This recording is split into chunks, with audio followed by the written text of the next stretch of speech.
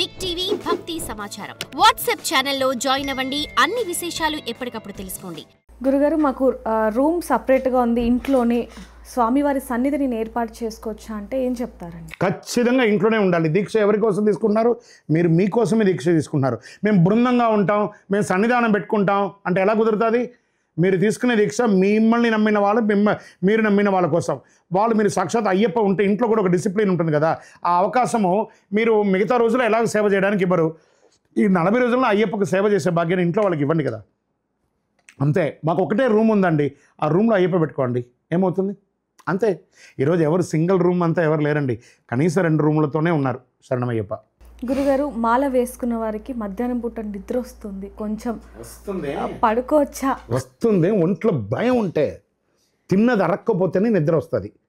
కానీ night shift చేస్తారు చూస్తారా ఉద్యోగస్తులు, వాళ్ళు రాత్రంతా మేల్కొని ఉంటారు. వాళ్ళు పడుకుంటేనే పోయి మళ్ళీ రాత్రి మేల్కొని ఉద్యోగం చేస్తారు.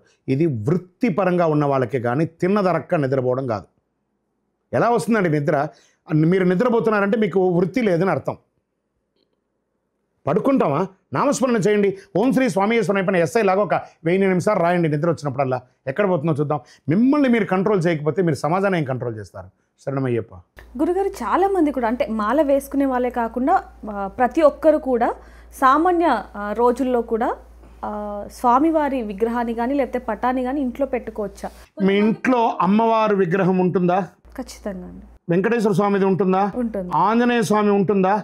వాళ్ళకంతా నియమ నిబంధనలు లేవా? వాళ్ళందరూ మీరు ఎలా అంటే ఉండండి, గాలికి ఉండండి, మేము మిమ్మల్ని కాపాడేస్తామన్నారా? అయ్యప్పకు మాత్రమే ఎక్సెస్ ఉన్నాయా? అది ఆంజనేయుడైనా అయ్యప్ప అయినా ఒకటే, వెంకటేశ్వర స్వామి అయినా అయ్యప్పైనా ఒకటే, అమ్మవారైనా అయ్యప్పైనా ఒకటే. ఏ దేవుడినైనా ఇంట్లో పెట్టుకోవాలి. 48 రోజులు పూజ చేసి దీపారాధన చేసి అన్నీ చేసిన స్వామిని తీసుకుపోయే చెట్టు కిందనో గుళ్ళోనో అలా పడేస్తున్నారు.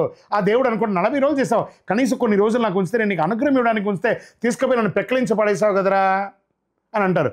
నిన్న నేను ఒక టీవీ చూశాను, బెంగళూరులో ఒక సోషల్ కాన్సెప్ట్ వాళ్ళు, స్త్రీలు ఒక 25 మంది స్త్రీలు ఎక్కడెక్కడ బెంగళూరులో దేవాలయాల దగ్గర చెట్ల దగ్గర ఉన్నటువంటి ఆ పటాలు విగ్రహాలు అవన్నీ తీసుకొని ఒక గణేష్ టెంపుల్ దగ్గర ఇట్లా పరిచి కింద పెట్టేశారు.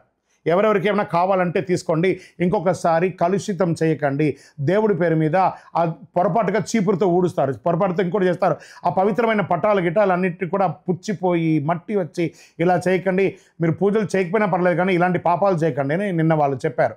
అందులో కొంచెం సెన్స్ అనిపించింది. దయచేసి మీ యొక్క మాలను కానీ మీ బట్టలను కానీ మీ పటాలను కానీ తీసుకుపోయి ఆడ పడేయకండి, తప్పది.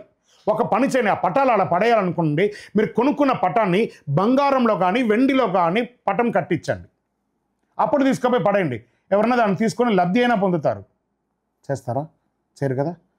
బంగారం వెండి, అక్కడ వెండికి బంగారానికి ఇచ్చారు కానీ అందులో ఉన్న దేవుడికి చూడలేదు మీరు. మీకు అది పటం లాగా కనపడింది, నాకు అందులో దేవుడు కనపడ్డాడు. శరణమయ్యప్ప. అక్కడే దైవభక్తి తెలుస్తుంది గురుజీ. గురుగారు, మొదటిసారి అయ్యప్పమాల వేసిన వాళ్ళు అంటే పూజ చేసేటప్పుడు తడి బట్టలు వేసుకోవాలా, పొడి బట్టలు వేసుకోవాలా? అంటే పొడి బట్టలే వేసుకోవాలండి. ఒక అంగ ప్రదక్షిణానికి తప్ప మిగతా దేనికి కూడా తడి బట్టలు వేసుకోకూడదు. ఈవెన్ చాలామంది ఆడవాళ్ళు కూడా స్నానాలు చేసిన తర్వాత ఆ తడి బట్టలతో ఇలా సిక్కకు ఇట్లా తెల్ల బట్టలు ఇట్లా కట్టేసుకొని వంటలు చేస్తారు, పొయ్యి ముట్టిస్తారు. తడి బట్టలతో చేసే ఒకే ఒక కార్యక్రమం అపరకర్మలు తప్ప వేరే ఏ క్రియలు లేదు. అపరకర్మలు చేసేటప్పుడు తడి బట్ట కట్టుకోవాలి కాబట్టి, అపరకర్మలు కాదు కాబట్టి మనం చేసేది దైవ కార్యక్రమం అంటే పొడి బట్టలతోనే చేయాలి. తలకు కూడా స్త్రీలు ఆ టబల్ వెంటనే ఆరేసేయండి. మరి ఆరదండి అంటే డ్రైయర్ పెట్టుకోండి, ఆరేసుకొని. కష్టం ఉంటుంది, అవును నాకు తెలుసు, కానీ ఆ తడి గుట్టలతో పోయి బట్ట దేవుడిని ఆ పొయ్యి ముట్టిస్తారు కదా, అది అగ్ని అండి. అగ్నిమీలే పురోహితం యజ్ఞస్య దేవరిత్భుజం హోతారం రత్నదాదవం. అగ్నిదేవుణ్ణి తడితో తాకితే ఏమవుతుంది? ఆరిపోతుంది కదా. ఇది సైంటిఫిక్గా తీసుకోకండి, సెంటిమెంట్గా కూడా తీసుకోకండి. చూడండి. శరణమయ్యప్ప. ఇంకొకటి, ఎప్పుడు పడితే అప్పుడు నిద్రలేసి 12 గంటలకు 11 గంటలకు అంత వంటలంతా చేసిన తర్వాత స్నానం చేయడం కాదు. పొయ్యి ముట్టించాలంటే స్నానం చేసిన తర్వాత పొయ్యి ముట్టించాలి. శరణమయ్యప్ప.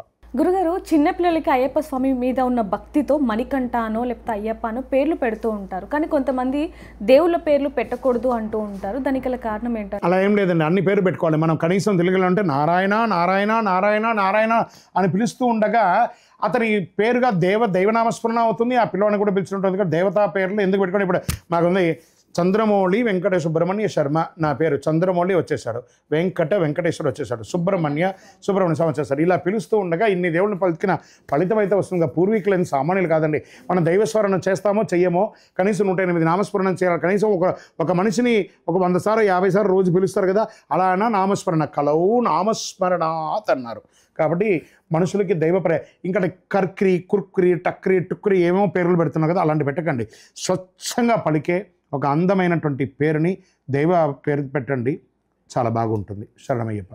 గురుగారు మాల ధరించిన తర్వాత వారి ఉద్యోగరీత్యా బయటికి వెళ్ళడం లేకపోతే ఇతర రాష్ట్రాలు వెళ్ళటం, ఊర్లకు వెళ్ళటం జరుగుతుంది. ఆ సమయంలో బయట భోజనం భుజించవచ్చా అంటే? లేదండి, బయట భోజనం చేయడానికి లేదండి. ఇప్పుడు మీరు గమనించి చూడండి, ఆసేతు హిమాచలం అయ్యప్ప పూజలు జరుగుతున్నాయి. మీరు ఏ ఊరికి వెళ్తున్నారో మీకు ఆల్రెడీ ఐడియా ఉంటుంది కాబట్టి ముందు గూగుల్లో సెర్చ్ చేసుకోండి. నియర్ బైలో ఏ దేవాలయం ఉందో అక్కడ సెర్చ్ చేసుకోండి. ప్రతి చోట ఏదో ఒక ఆధ్యాత్మికమైనటువంటి దేవాలయం ఉంటుంది. మీరు వెళ్ళారంటే ఆ దేవాలయంలో అర్చకుని అడిగినా కొంత భోజనం పెట్టండి.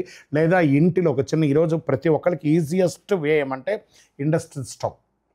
మనం వెళ్ళే చోట ట్రైన్లో వెళ్ళినా ఫ్లైట్లో వెళ్ళినా అలవాటు ఉంది, ఇండస్ట్రియల్ స్టవ్ ఉంటుంది కదా, ఇండస్ట్రియల్ స్టవ్ తీసుకెళ్ళండి. ఒక కుక్కర్ తీసుకెళ్ళండి, పప్పు తీసుకొని మీరు మాకు లాడ్జ్ ఇస్తారని మేము అక్కడే ఉండాలంటే కింద పడుకోండి, చక్కగా మీరే వండుకొని తినండి, తప్పే ఉంది, ఏమవుతుందండి? లేదా ప్రతి ఊర్లోనూ అన్నదానాలు ఉంటాయండి, అక్కడ తినండి. కానీ హోటల్లో తినడము, ఫంక్షన్లో తినడము చేయకండి, తప్పు, రాంగ్. అయితే గురుగారు ఇంకోటి, మనం మొదటి నుంచి కూడా అయ్యప్ప ప్రాముఖ్యత గురించి చాలా చెప్పుకున్నాం.